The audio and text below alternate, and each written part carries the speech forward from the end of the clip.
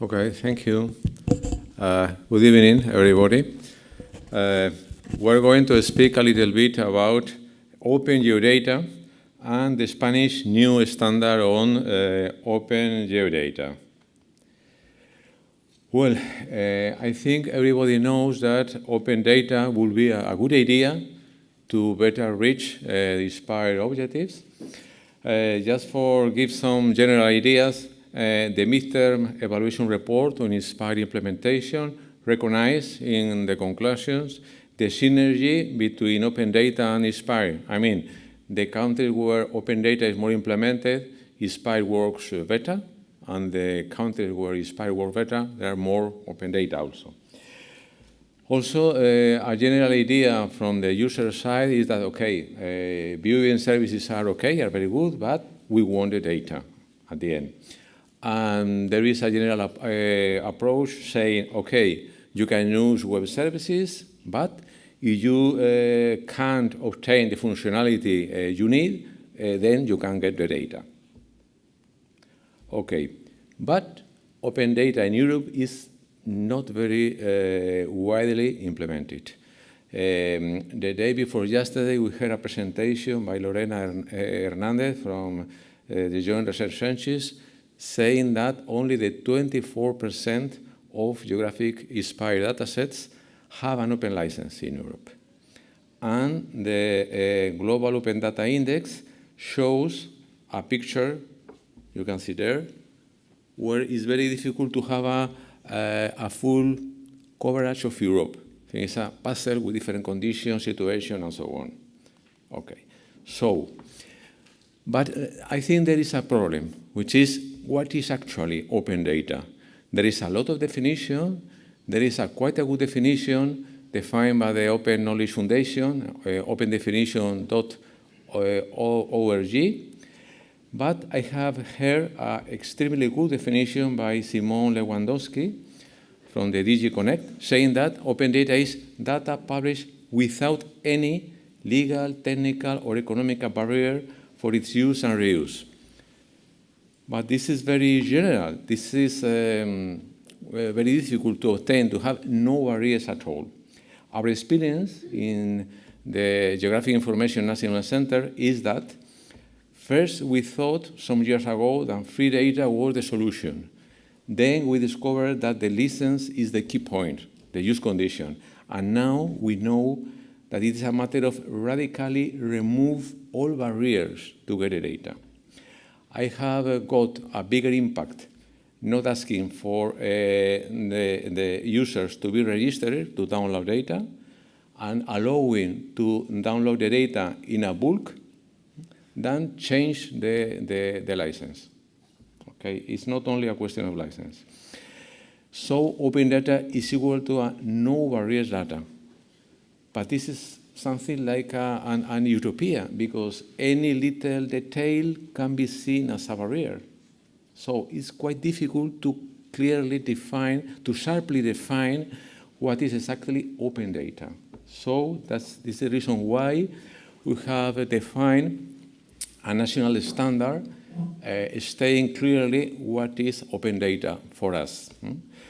We have looked around to the international, to the European community, to the IT community. We didn't detect any interest in defining this standard, surprisingly. And we have defined this standard, Open Geographic Data, defined by the Standardization Technical Committee 148, Digital Geographic Information, is the Spanish ISO member. Okay, as a standardization normal process, defining a new work item, public information, discussion, approval, comments, and so on.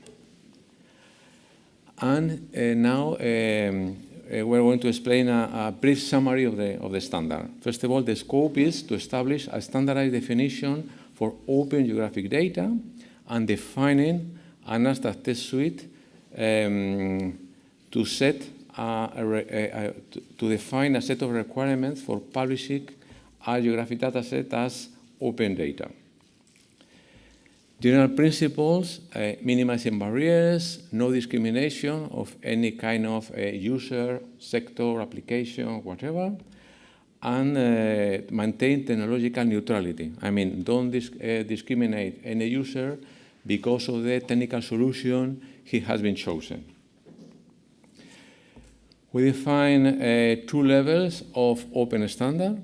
The first of all is inspired in the Spanish Interoperability National Framework, and the second level is inspired in the European Interoperability Framework.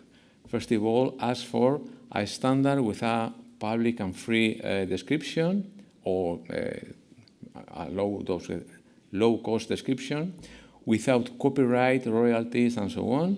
And it's necessary to have at least one open source application that can read the format. And the second level asks also for the standard to be defined and maintained by an open organization, taking decision in an open way to all the parties interested. Therefore, based on those 2 levels, we define open geographic data as in 4 steps. It must be data available, documented, under an open license, and in an open format. Available means that it is to be available for digital download at a public URL via an open and standard communication protocol. Also, it shall be downloadable without losing information as a whole, or in portion as big as possible, due only to technical restrictions. To be free of fees or charge only with the marginal cost of preparation and copy on digital media and the user ordering. I think it's the common understanding on publicly available on the web. Then it must be documented by the minimum set of metadata needed to correctly interpret the data and extract the information coded. We ask only for the character set, a format description, last date of updating, and the CRS. Then it must be available under an open license.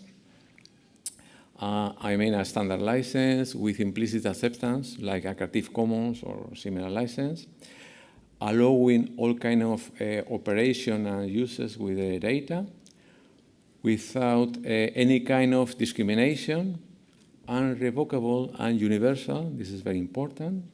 And optionally, the data owner can ask for several things. I mean, attribution, share alike, open alike, maintain open through all the chain of added value products and services, and perhaps to distinguish derived works. This is based on opendefinition.org. And last, to be in an open format. And here we ask for digital and machine-readable format that shall be open standard level 1 or open standard level 2, as we have mentioned some slides before. So we have 2 levels of open geographic data. Level 1 should be things like file shapefile, ECW, and so on. A level 2 format example should be GML, JSON, GeoJSON, GeoPackage, and so on. The purposes, on the one hand, to promote open data and to push open data as far as possible, and second, to recognize all the efforts done on the right direction. And this is our approach. Okay, that's all. Thank you very much.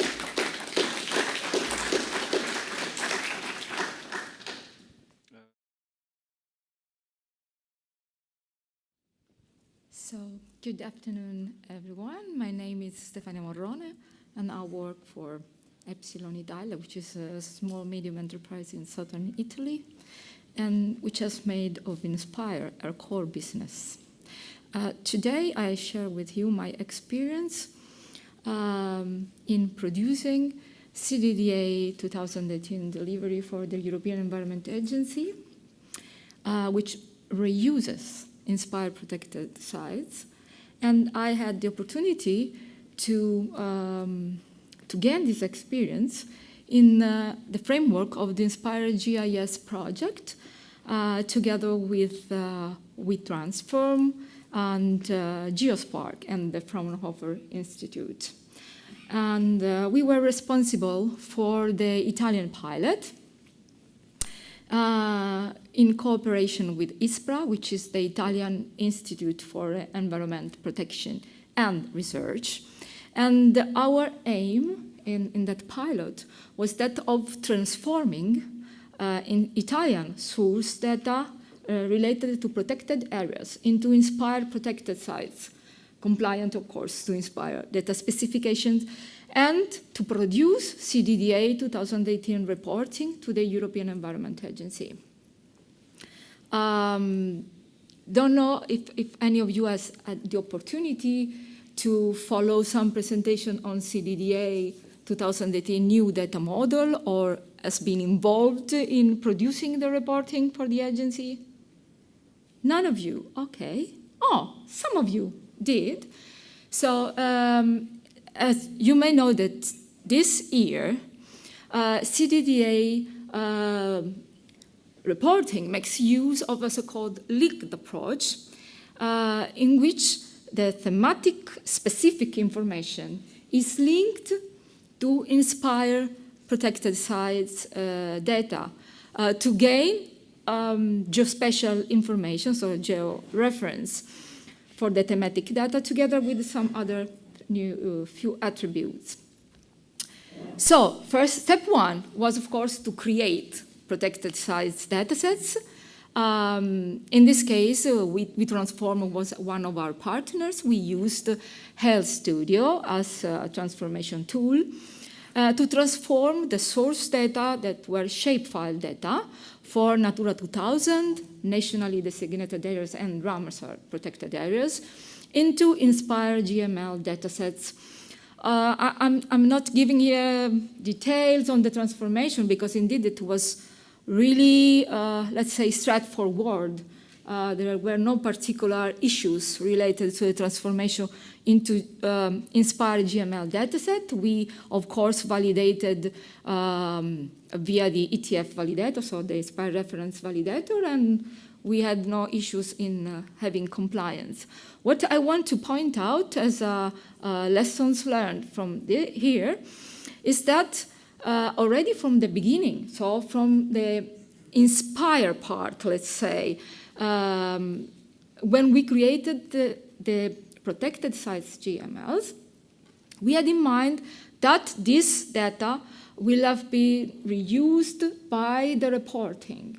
And it was important to operate in a way that we could provide in the inspired dataset the links, the correct values in the fields, and to make them known to create the links for the linked approach. So to allow joining CDDA environmental data, so the XML data, to the relevant inspired protected sites, not only the datasets relevant to the reporting, but also the single object in the dataset must be linked. The encoding rules for the Inspire IDs were agreed at, between ISPRA, which is responsible for CDDA reporting activities, and the Italian Ministry for Environment, Land Use and Sea Protection, Land and Sea Protection. And it was agreed, one important thing, that is to reuse for creation of Inspire ID, local ID, subfield of the Inspire ID, the site code of the protected areas, because this is a thematic identifier. This is a unique identifier for the protected areas, because it is the identifier in the WDPA, so in the World Database on Protected Areas. And we made it clear also in the metadata that the encoding for the local ID would have been reusing the CDDA ID, which corresponds to the site code of the World Database on protected areas, with a certain encoding reporting the information that comes from the ministry. Step 2 was update INSPIRE protected sites metadata, including priority dataset keywords. Priority datasets, I guess most of you already know, are those special datasets that are needed in reporting activities. So member states are encouraged to provide via INSPIRE infrastructure. So they must be tagged with those priority dataset keywords, which are available in the INSPIRE registry. Because using this, tagging this way the metadata, they are more easily discoverable and reusable. And you can find here that the priority dataset keyword for CDDA is what you can see here. Another important lesson learned is that this tagging operation, okay, you are obliged to do because tagging priority dataset is an obligation. But it is particularly relevant for e-reporting based on the linked approach, because it's necessary but not sufficient condition in the sense that it labels it as a priority dataset, but for example, it cannot ensure that what you get is all that is present for the country or whatever, but it's an important step to do. Because, for example, one of the potential issues of the linked approach is identification of authoritative data, of official data for the reporting. Step 3, create CDDA thematic dataset. So here again, we used the Health Studio. We created, of course, a transformation project to transform source data, which was conformant to previous 2017 delivery for CDDA, so shapefile and table data, in a thematic dataset conformant to new CDDA 2018 schema. And as I told before, new data model references INSPIRE protected sites through a linked approach, so linking business data to INSPIRE spatial objects. Hopefully it's, oh yes, it's really clear, so you can read well. So the linked approach does not extend INSPIRE data. It reuses INSPIRE data as is. So it gets from there, as you can see, is this pointing somewhere? Anyway, the e-reporting data flow, you can see, is based on 2 files, 2 or more, at least 2, let's say so.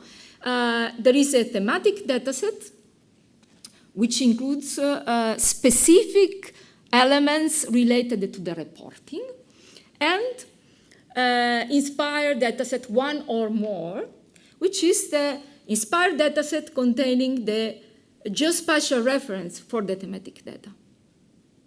And those 2 files are linked by means of some fields, of course, mainly through the INSPIRE ID. So what is already contained in the INSPIRE protected sites datasets?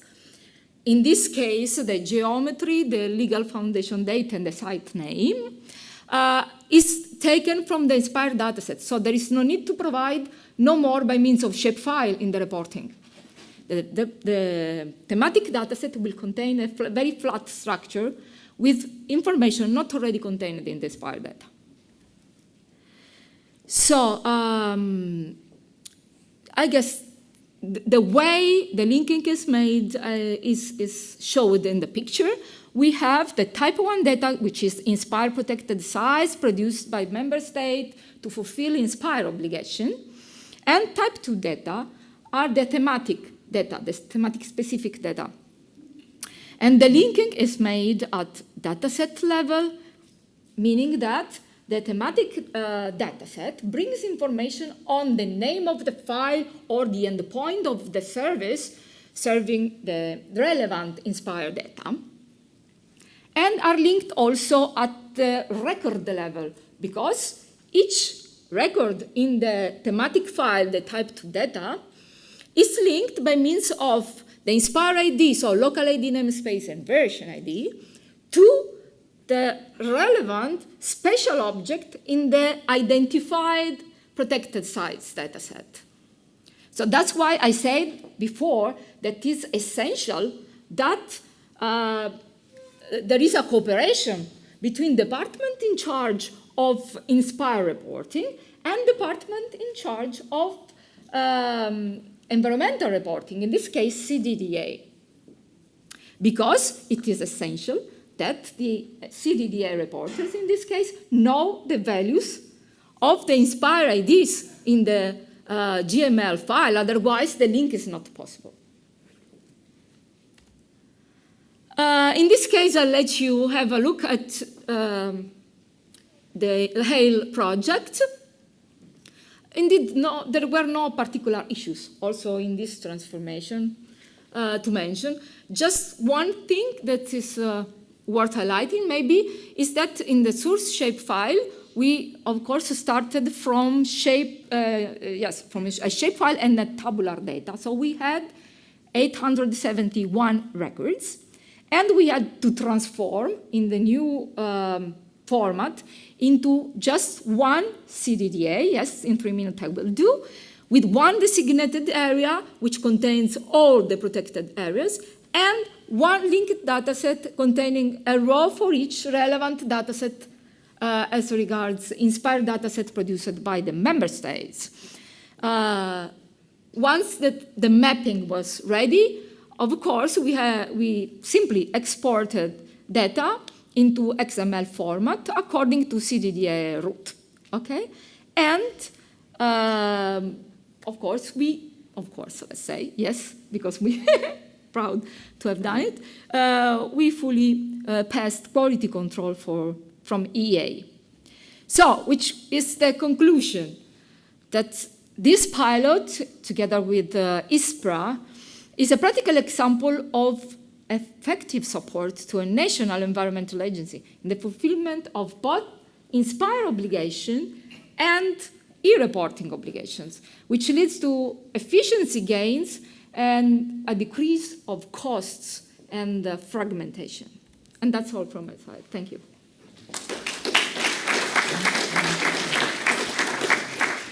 Thank you very much, Stefania. I've said this several times already. My name is Dirk Hinterlang. It would have been much easier to have an extension under the protected sites data specification with all the attributes that now are called type 2 data. Then you would not have to use all those references and could do just the same. Okay. Of course, once the EA says you have to provide this way, member states have to provide that way. No discussion on that.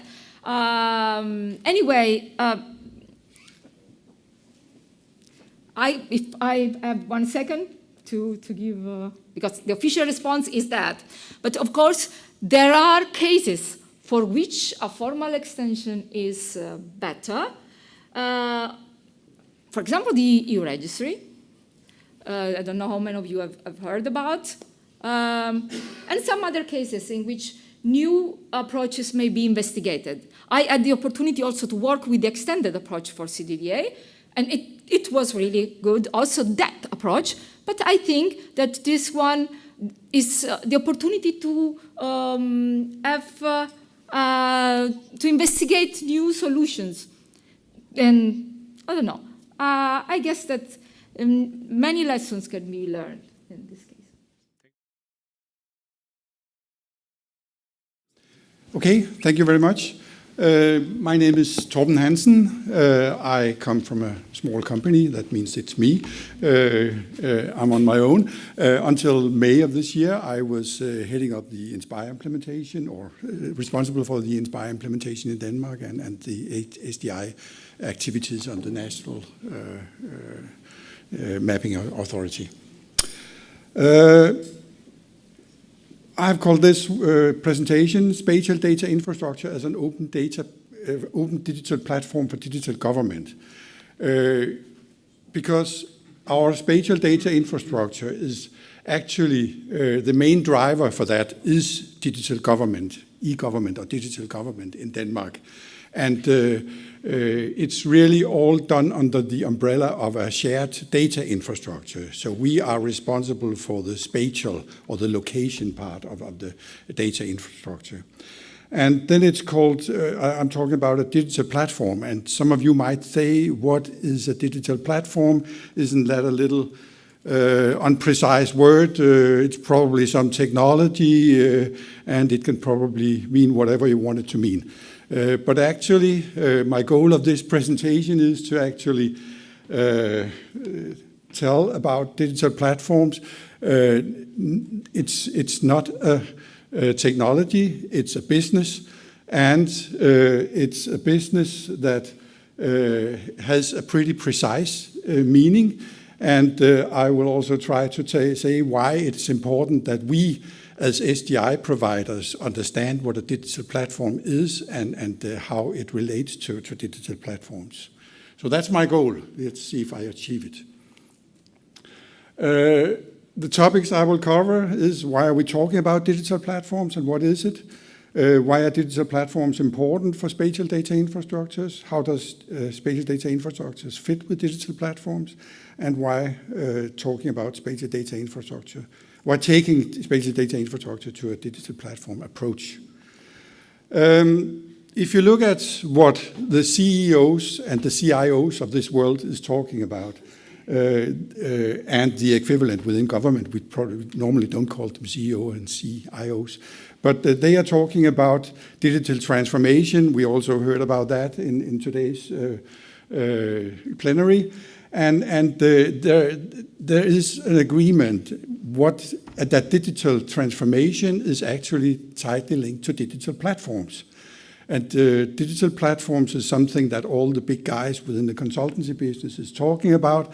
I found this quote from Accenture that basically says that, okay, we have a lot of nice technology, but really what changes the world is not the technology, but the business models that this allows or this enables. So it's a business side that really is a change. And if you look at Gartner, they are in full agreement that digital platforms are very important, and they say that every organization needs a digital platform strategy. Not every organization should assume a leadership role in the business ecosystem. Some will, but most probably won't. But they all need a strategy towards digital business.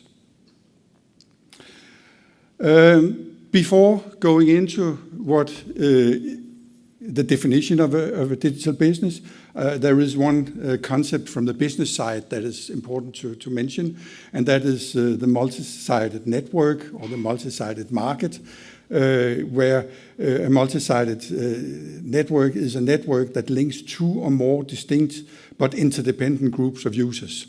So these are the players in around a platform. The examples here is there's a two-sided market there. In the video game industry, the console owner are attracted to platforms with the most games, and the developers are attracted to the platform that have the most users.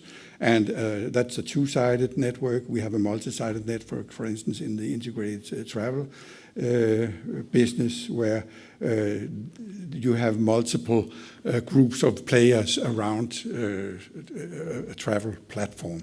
So it's a very important business concept, and basically platforms are made to support multi-sided networks. And the whole the positive network effects of having these groups working together around a digital platform is actually the main source of value creation in a digital platform. So digital platform is a business, and that's the definition I've taken. I've taken that directly from a book that came out in 2016 called The Platform Revolution, written by 3 very knowledgeable people. Actually, the same 3 people wrote a Harvard Business Review in 2016 as well, that was called Pipelines, Platforms, and the New Rules of Strategy. Very good literature on the topic. And as you can see, the very first bullet is that a platform is a business. Yes, it's a business based on enabling value-creating interactions. So it is a technology-enabled business, but it is a business. So it's a business based on enabling value-creating interactions between external producers and consumers. It provides an open participative infrastructure for these interactions and set up governance conditions for them. And the main purpose of this is to actually make sure that producers and users are matched right, so that those that make data and those that need data can find each other and exchange something of value. Okay, this is a slide that will actually highlight some of the differences between the traditional pipeline business that most businesses are based on today into the platform business. I'm not going to go through this, the time do not allow that, but I can just say that one of the characteristics of the traditional business is that it's linear value creation. There is a value chain in a platform. You have multi-directional value creation. You basically exchange value between the groups in whatever makes sense to exchange. So it's not a linear, it's a multi-directional. And there are other differences. It would be too much to go down into those. But why are digital platforms then important for SDI? That is because digital government is undergoing digital transformation, utilizing digital platforms. That was basically what I started out telling, that this is what the CEOs and CIOs here, you need to go to a digital platform approach. Digital government is data-driven. I think that's something that is universally accepted, that that's the way it is. And a common data infrastructure is necessary to provide the reliable data that is crucial for making informed and transparent decisions. We need some information that we can rely on for that. And the spatial data, as I said, we do this under the umbrella of a data infrastructure. The spatial data simply brings in the geographical dimension, the location dimension into the data infrastructure. So this is why digital platforms are important. We simply need to make sure that we can fit into the digital platforms that our users will be working on. And actually, let's see how it fits. I have taken a quote that I think that most will recognize back from the Inspire Directive, saying that spatial data come from many sources and it is used within many domains, and an efficient use of government resources required that spatial data is stored, made available, and so on, so that we can, it's possible to combine spatial data from different sources and share them between several users and applications. So basically, what it's saying is that we have these at least 2 groups that are actually exchanging something of value. So looking at it compared to the 3 bullets in the definition, yes, it fits. So you can basically say that the core of an SDI can actually be seen as a digital platform. So, but who are then actually the players around that platform? Yes, we already heard about the end users and the data providers. I claim that there is a 3rd group that we need to take into consideration when we are talking about the business, and that is the application providers. So these are basically the 3 interdependent groups that are working around the digital platform. End users whose primary interest is the platform, to use the in the platform is to utilize the data providers that make their data available as generic multifunctional functional commodities, and then the application providers who are the subject matter experts that can actually take this and make into something useful. And I think that the good thing with this conference is that I think that the application side is much more talked about now, because it is. You will never make any value if you don't have those included that actually create the value. Let's see that about the network effects. I will claim that there are only positive network effects between the three groups of users. If you look at the end user, data provider, application provider, the more data providers will attract more end users, and vice versa. More application providers will attract more end users, and vice versa. And more application providers will attract more data providers, and vice versa. So it's only positive network effects that exist in this platform approach. That fits. Let's see if the way we implement it also fit. There is in this same book a chapter about platform architecture, and I've just taken a bit of that.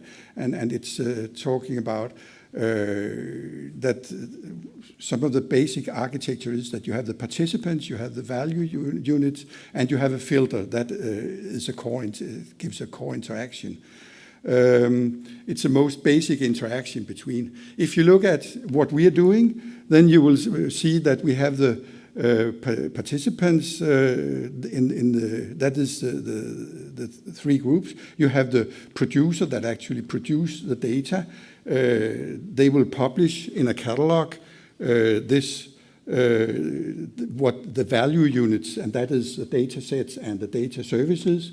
Those are the value units. And then you have a filter so that the consumer can go and find what is relevant for him. So basically, we already use some of the fundamental principles from a data platform. And that's something that could be expanded on. We could have actually more value units that we wanted to interchange between those groups. I'll skip that. So why should we take the digital platform, the SDI, to a digital platform approach? I think it's pretty evident that with the way the mainstream is developing, we need to make sure that we speak into what they understand. So at least we need to make sure that we are positioning what we are offering into a terminology, into the roles and so on that they are using. So that's step one. We need to do that so that they understand what we can actually offer into that world, and it's easy to connect. But I will also claim that we could actually learn from some of the digital platform concepts that has been identified in the digital platform world. One example could be that you have value exchange, and you can make value exchange wherever it makes sense. How many of you have not already been into how do we actually get errors and omissions transformed back from the end users to the data providers? That could be a job for the data for the digital platform if we wanted to. So, but that's a discussion that needs to be taken. How can we actually use some of the best practices from the digital platform?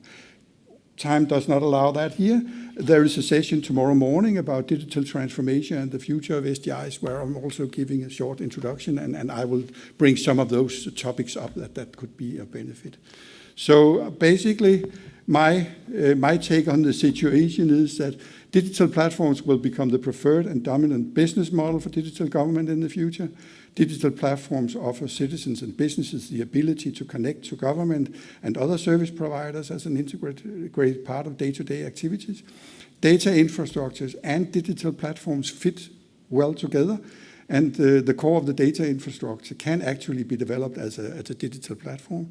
So aligning SDI concepts and developments to digital platform concepts and developments will be of mutual benefit, and I will claim that it will be a necessity for the future of SDI because digital platforms is the way things develop. Okay, that was it.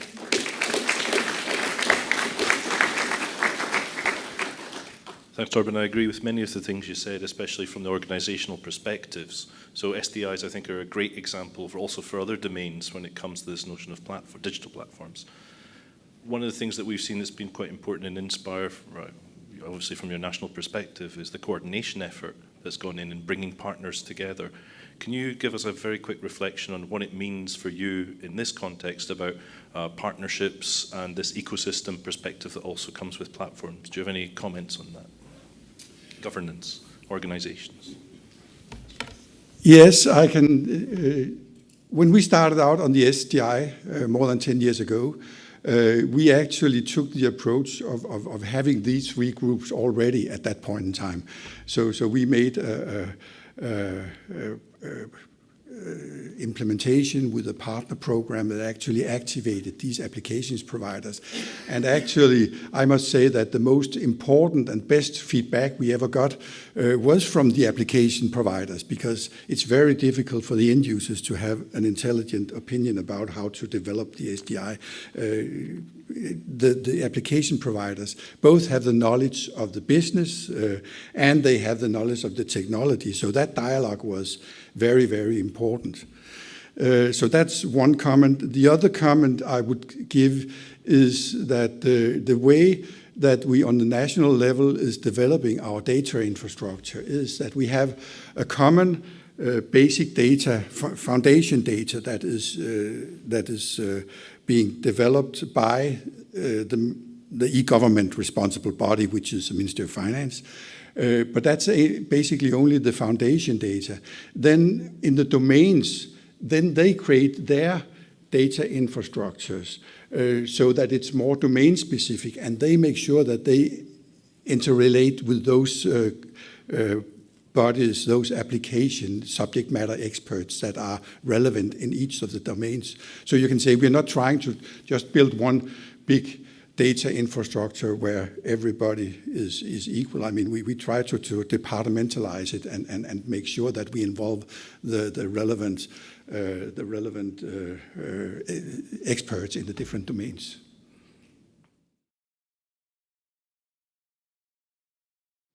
Thank you, and thank you all for coming. My name is Kjerstin Olskog.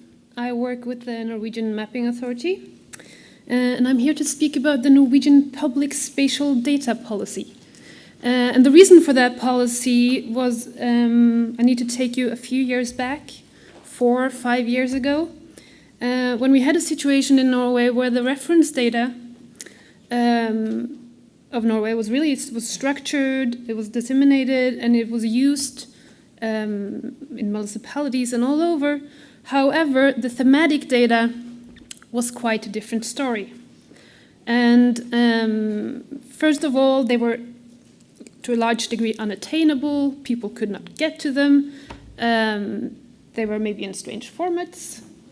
They weren't quite sure if the data they managed to get was up to date or not.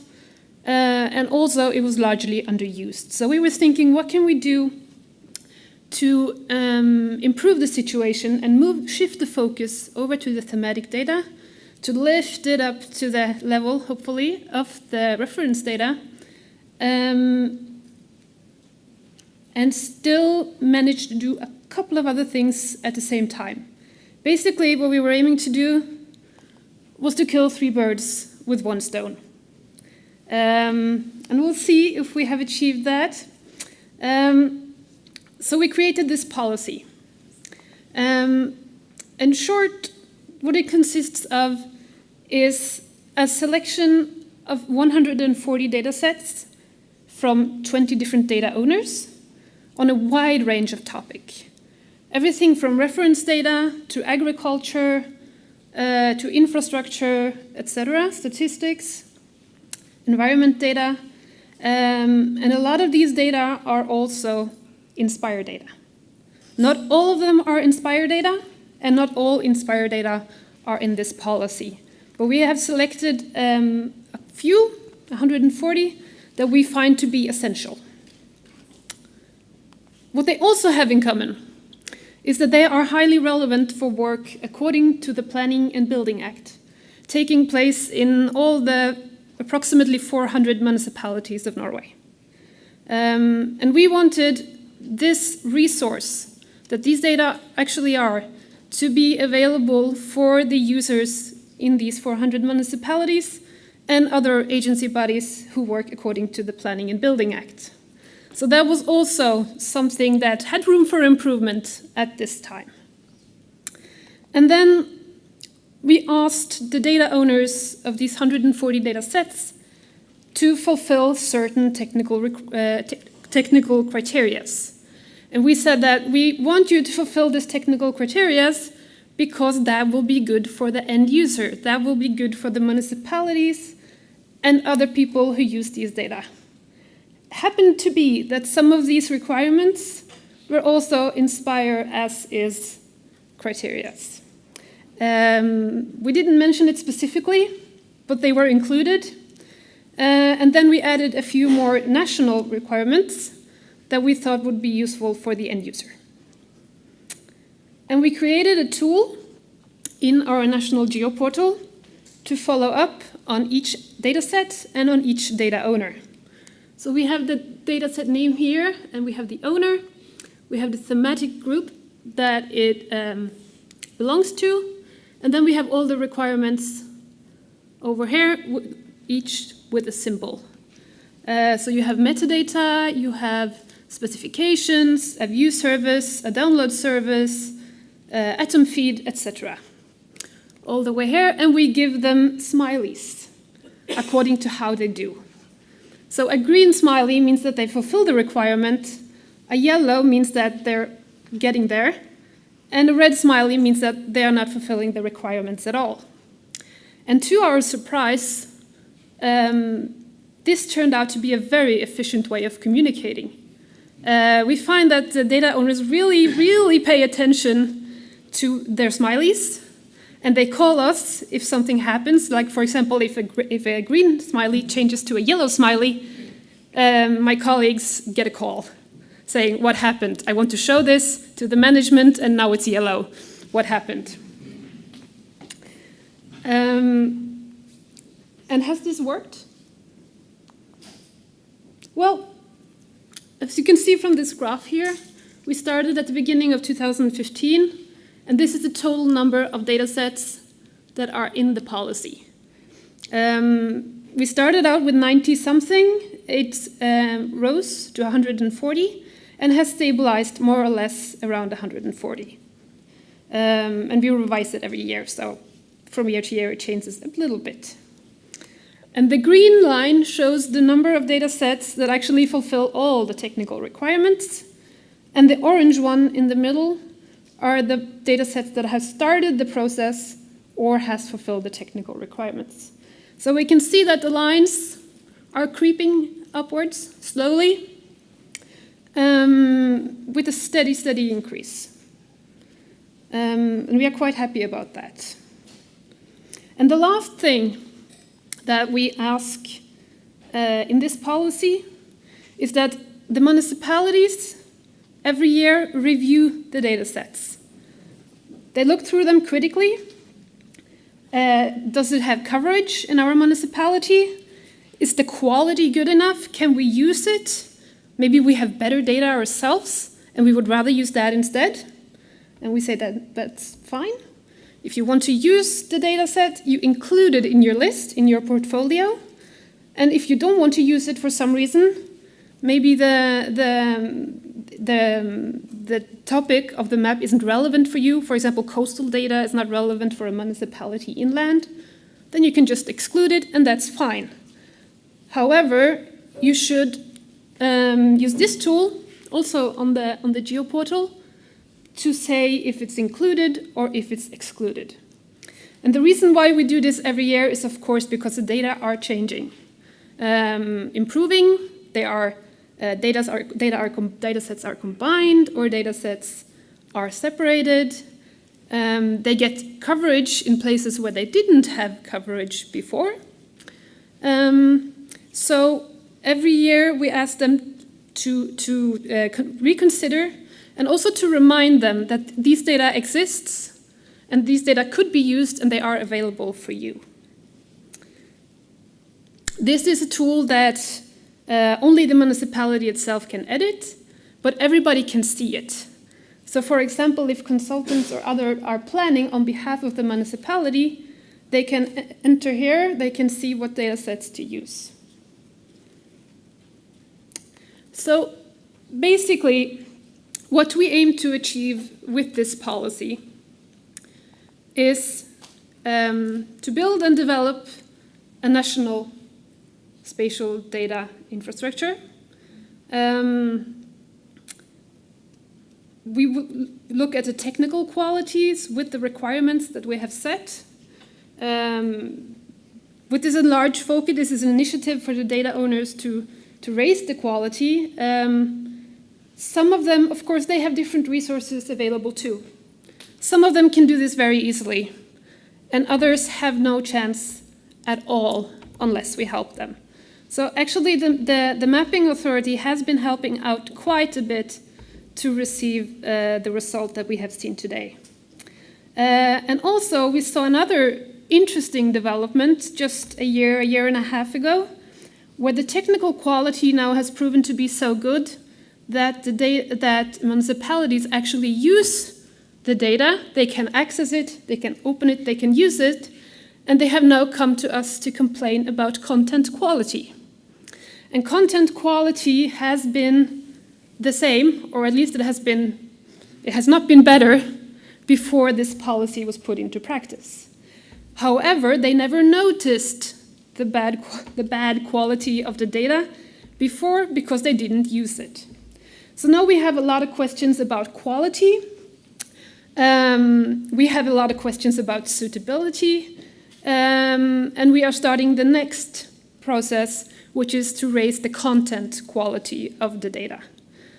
So we are talking a lot about coverage maps, we're talking about metadata, we are talking about getting more money into flood mapping, etc., etc. It's really interesting, actually, that this discussion has now been sparked.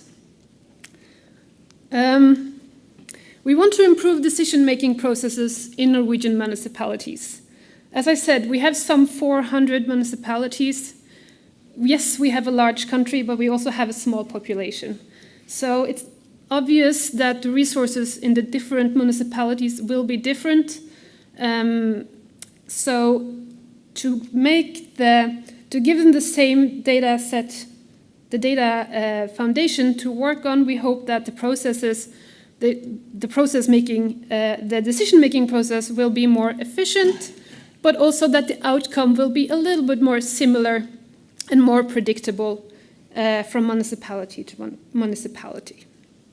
And also, a good thing about this is that the policy promotes to involve non-spatial data professionals in selecting the data.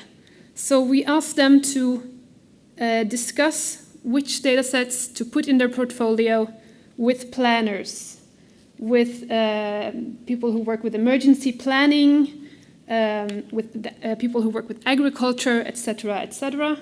People who use maps all the time, but maybe doesn't know all the technical details that we do about quality, about metadata, and so on. So we can get them more involved too through this policy. And also, this is a way of implementing the Inspire as is requirements. We don't say it in loud words, we wrap it in a little bit and say that the reason you do this is to give a better product to the end user. But it's actually implementing the Inspire requirements as is.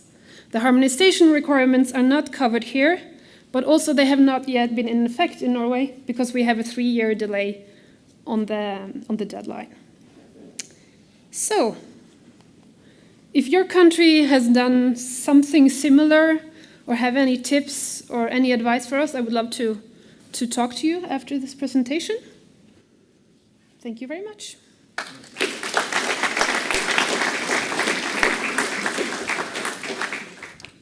Good afternoon. My name is Michelle Klaas. I'm from the Ministry of the Presidency, the Department of Environment in Guyana.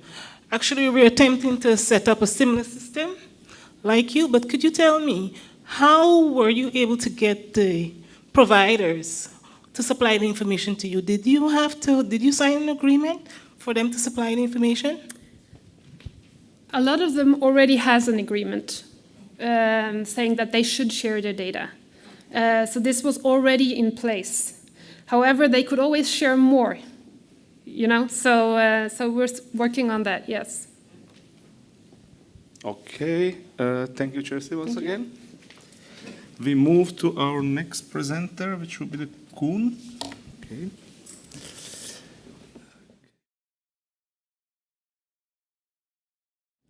So, I am indeed Koen de Baat, and I work for Informatie Vlaanderen, which is situated in Belgium.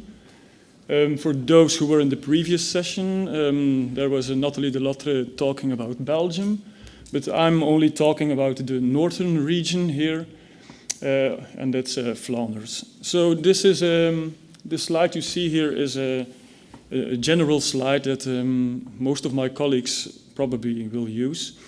And it has a lot of numbers in it, but one number that is missing here is the amount of departments that we have in Flanders. We have a lot of institutions and agencies.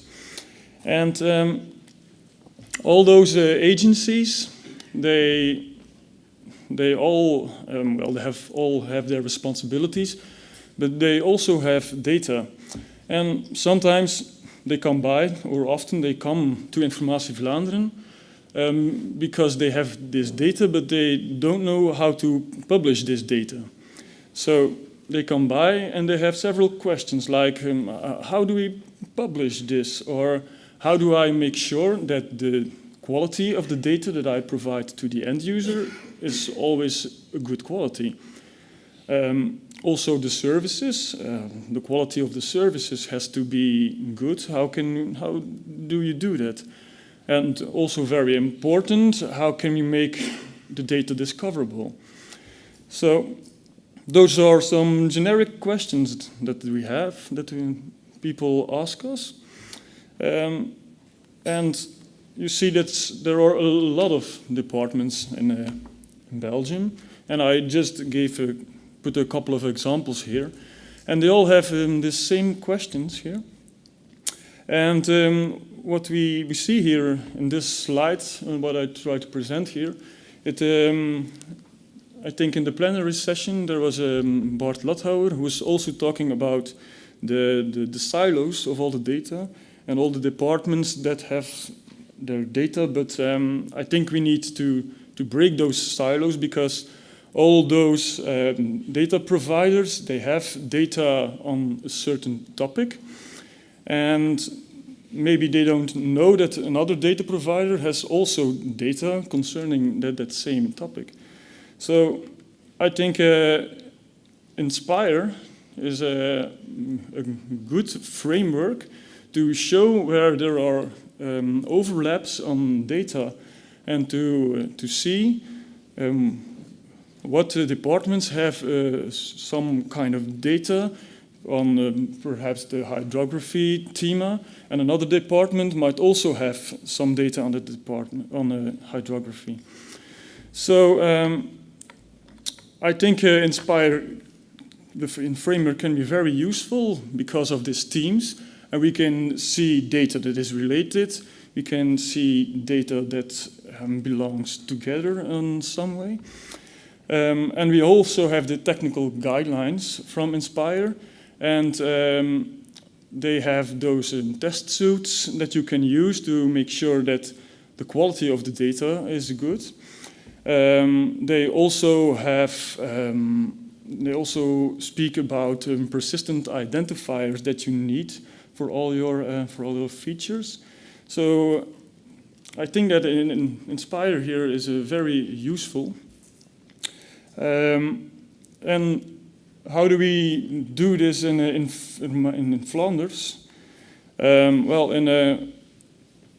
in in Flanders, we support collaboration between different departments and agencies.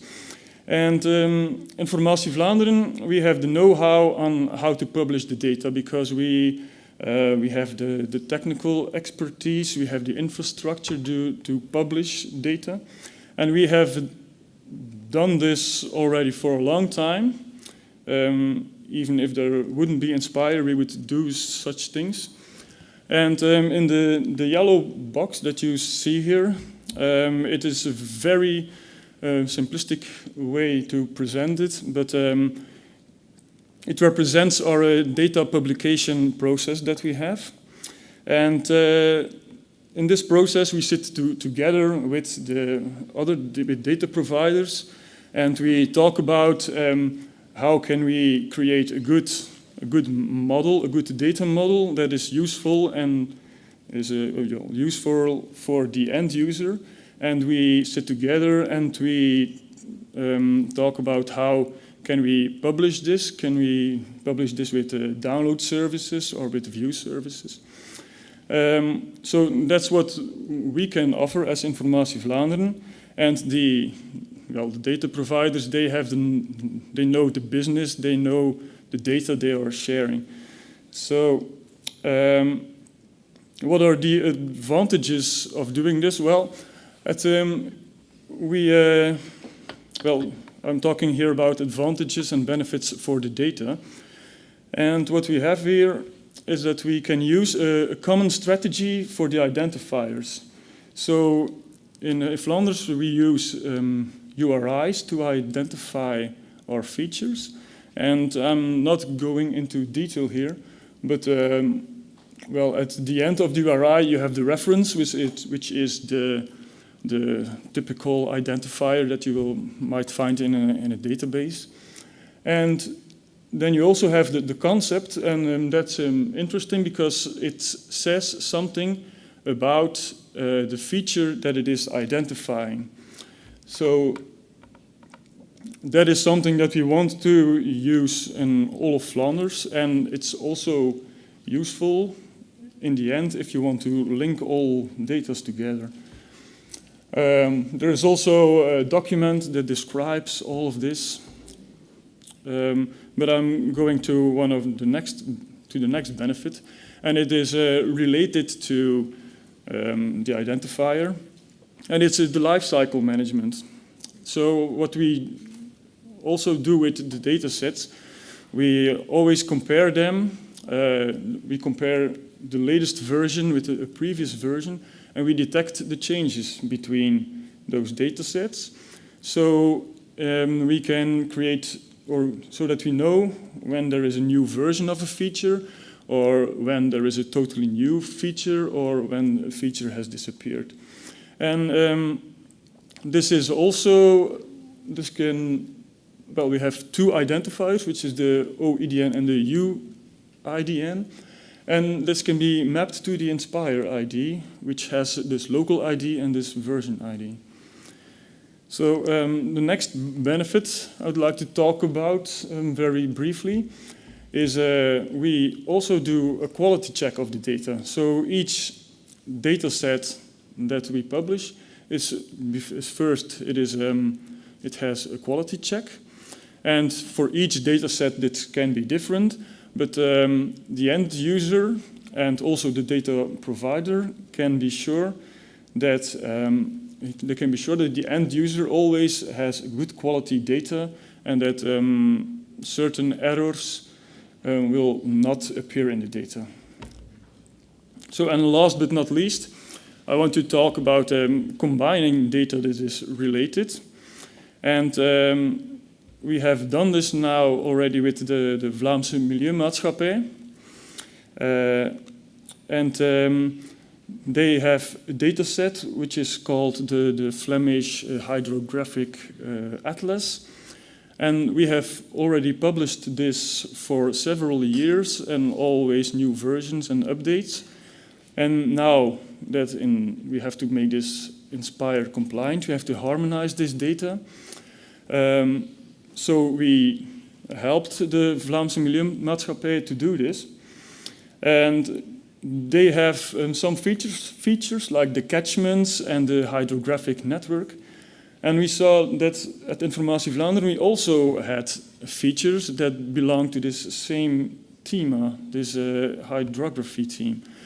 So, well, we thought, let's combine this data into one data set. And we'll see what the benefits of this are. So we combine this data, and now we have a single endpoint for all hydrography-related objects. Well, actually, there are two, because the hydrography network is split in, the hydrography team is split into a network and in the physical waters. And we also have consistent and meaningful identifiers, which I think is very important. And third benefit here is that we can check the topography and the topological consistency. We can see that a watercourse link lies within its water body, because they come from two different data providers. But now that it is merged in this Inspire data set, we can actually see this. So what is, of course, the big aim that we want to achieve? Well, we want to have consistent and high-quality data. And I think that this approach that I present here can produce more useful and meaningful data that even goes beyond the scope of the original data by combining it. And, well, I think Inspire is a good framework to make such things happen. So, thank you for your attention.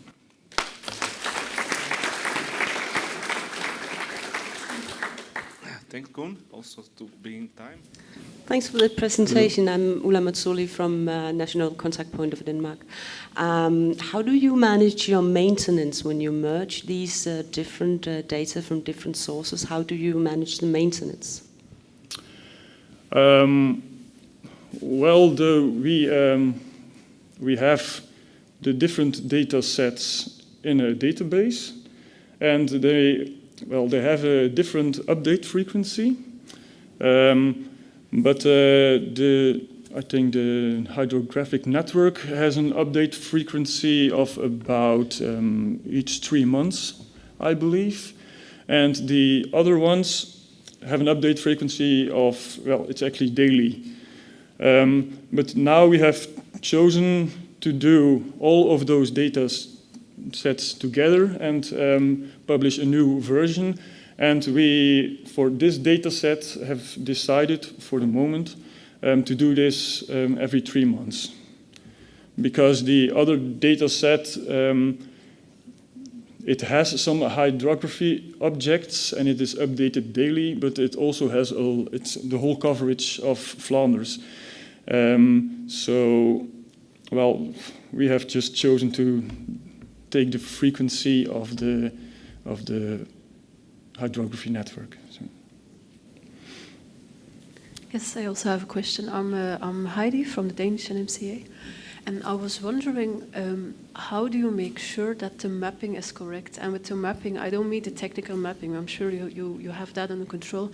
I'm wondering about the semantic mapping, because if you take data in from other providers, then it's not data you know really well. So how do you make sure that you understand what exactly it is? So what's the process? Do you make sure they provide you with documentation? Yeah. Do you have workshops?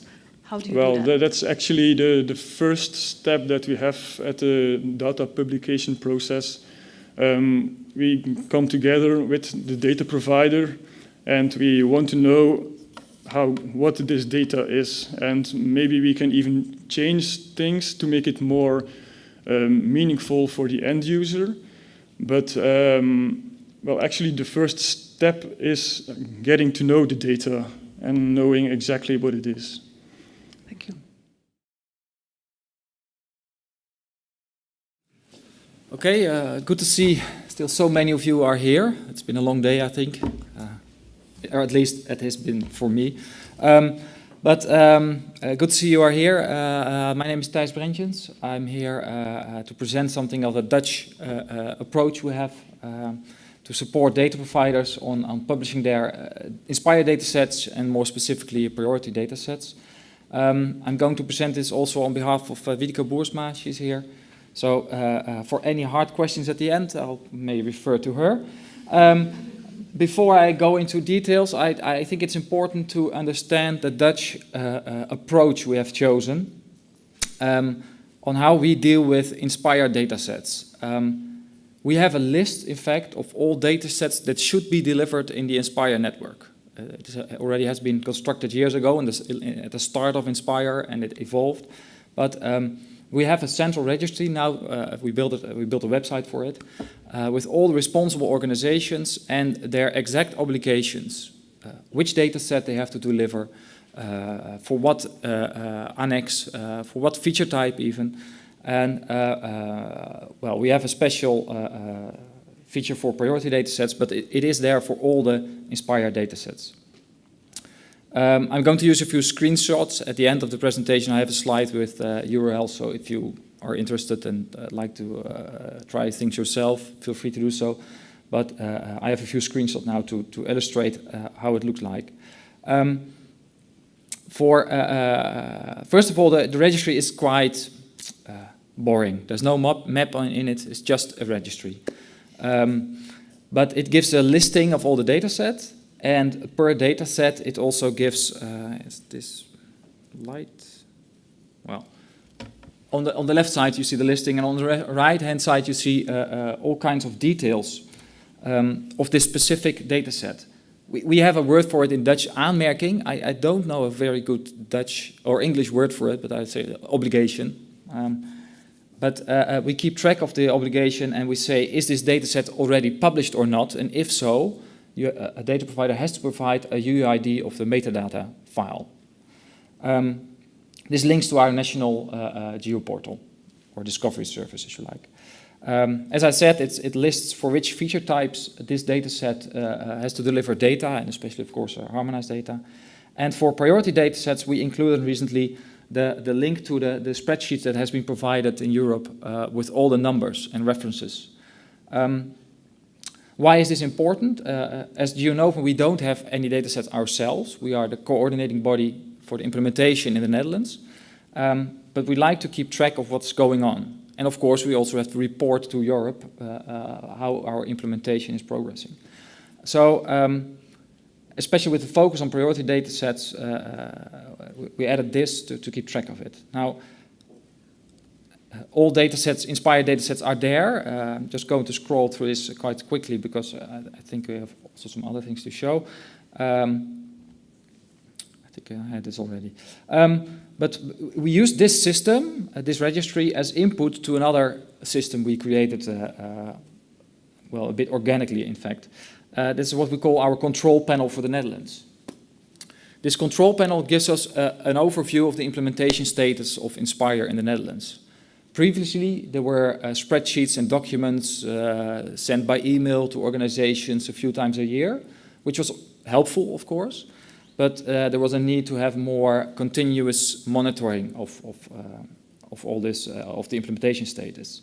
So, on the one side, we have the input from this registry that tells us what should be done. And on the other side, we of course have our national geoportal, discovery service, with all the metadata records of what has been delivered already to the Inspire network. We combine it. We use the EEA dashboard, which for monitoring reporting, to do some checks, validation, and linking. And give in this control panel, we give an overview of the results of those checks. Again, no maps. I started in this business because I like maps, but in the end you're programming registries. But it gives us an overview on the national level for how far are we, which is of course important for the member state and to report. We have details on is the data set delivered, is the metadata there, is it valid? Is the view service there? Is the download service there? Is it for as-is data sets? How far is harmonization? And per data provider, per organization, we keep track of how many resources are already published correctly. So this is also interesting for others to see, for their peers, how they are doing. But we'd like to also give data providers a bit more detail what this score is based on. So, oh, sorry, I almost skipped this one. For priority datasets, we have a separate page listing all the requirements, obligations we have for priority datasets. To get data providers improve the quality of the implementation, we try to give them a separate page for each data provider showing the implementation status, listing all the data sets they are obliged to deliver. For example, in the screenshot I'm using here, I know it has already been changed, but for one data set, which is a priority data set, there was harmonized data already, but the view service was missing in the Inspire network. And the organization itself thought it was already okay and it was there, but this triggered, of course, to analyze what was the problem, and it turned out to be some administrative mistake. Metadata was not, there was no checkbox, this metadata is for Inspire, it wasn't checked, that was all. So it was fixed. And those are the kind of things that this control panel should identify. So we have different information analysis a data provider can use to see what might be wrong in their implementation. We have references to all for example, the discovery services with all the metadata, but also to the validation results of the EA, dashboard. We have noticed that showing, just as in Norway, just showing on a screen what is going on really helps. People are triggered to fix it because it's not nice. Well, I like the smileys. We have just green bars, but they'd like to have a checkbox everywhere. That's what they really like. It also caused a lot of communication on our help desk, I must say, if we did an update for this. So what we do here is, so how we help data providers is to monitor progress more frequently. We are working now towards daily updates of this entire system, because if you make a change, you would like to see a result. But it also helps in identifying implementation gaps and the priorities data providers have to take into account. And it helps, as I've shown, to identify common issues. One of the topics that appears to be very hard is to get the relations between metadata, datasets, and services to get that right. You know, it's easy to make mistakes there, and it's very error-prone. And the system does the checking for it and improves quality. As I told, administrative mistakes are made a lot as well. And we do some validation currently of the metadata itself against the Inspire guidance. But there's still a lot of work to be done. We are working on daily updates, as I said. We are very close to that. But also we'd like to integrate service validation in this control panel, because the thematic viewer has come as well, and there are also issues in implementations, and we'd like to give information to data providers on that. So we used to use the EA dashboard that had some facilities on validation for services. It's not available after an update this year, but we really like to build it into this control panel and move towards the Inspire validator, generic tooling that's available now. And also are considering to use dataset validation results in this control panel.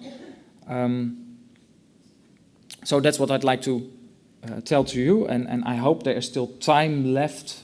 I tend to speak very fast, so I hope there's time left for some questions and responses. I hope more than one. Thank you.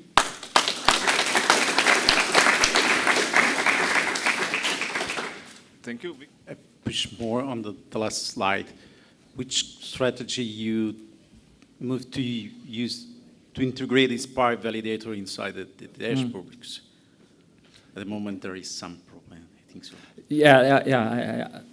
Well, let's say personally I prefer to use an API, which is, of course, technically it is available on the new validators to use, but we haven't decided yet how to use it, because if we want daily updates, running everything every night through the validators will be too much. So that's not what I think we can do. Maybe we can do it for metadata, maybe we can do it for some service validation, but also dataset validation requires some attention then there, because we have, the Netherlands aren't that big, but we have some datasets that may get big to send to it. But we haven't decided yet exactly how to do it, but I prefer to do it automatically and use the API then to integrate. I hope this... Sorry for that. Oh. Okay. No, because in terms of the dataset, the Spark validator at the moment is not user-friendly, also if you're using the API. So you tell me that you are not data provider, so I think this is quite useful for the data provider because they have to validate their data and not... So you have something that you want to improve in terms of interface for that. Very useful for the data provider. To report the results user-friendly. I haven't been looking into the details for that. I think the first step will be to just provide the link to the report, and then probably the next step will be that many data providers will contact us with questions, and then we see how to proceed, I think. But I haven't. I'm not sure how to do that exactly. It's a challenge sometimes to dive into the reporting details. Yes. Thanks. Some more questions?